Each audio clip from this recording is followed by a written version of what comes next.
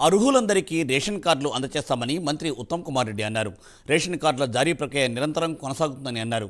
Below ప్రాపర్టీలో ఉన్న అందరికీ కార్డులు ఇస్తామని స్పష్టం చేశారు మంత్రి. గత బీఆర్ఎస్ ప్రభుత్వం రేషన్ కార్డు ద్వారా లావు బియ్యం ఇచ్చిందని, తమ ప్రభుత్వం త్వరలో తెల్ల రేషన్ కార్డు ఉన్న ప్రతి ఒక్కరికి 6 కిలోల చొప్పున సన్నబియ్యం అందజేస్తామని మంత్రి ఉత్తమ్ చెప్పారు.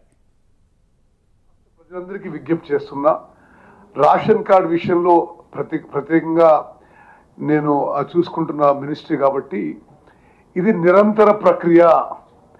మీరు గతంలో అప్లికేషన్స్ ఇచ్చినా, సోషియో ఎకనామిక్ సర్వేలో మీ పేరు వచ్చినా, మీరు గ్రామ సభలో పేరు ఇచ్చినా, మీరు ఇవ్వకుంటే ఇప్పుడైనా సరే ప్రజాపాలన సేవా కేంద్రంలో మీ అప్లికేషన్ ఇవ్వండి.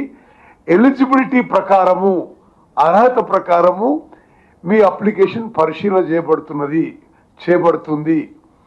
ఇదంతా ఇంకొంతకాలం కొనసాగి వాళ్ళందరికీ కూడా రేషన్ కార్డు ఇచ్చే ప్రక్రియతో ఒక సంకల్పంతో మేము ముందుకు పోతున్నాము.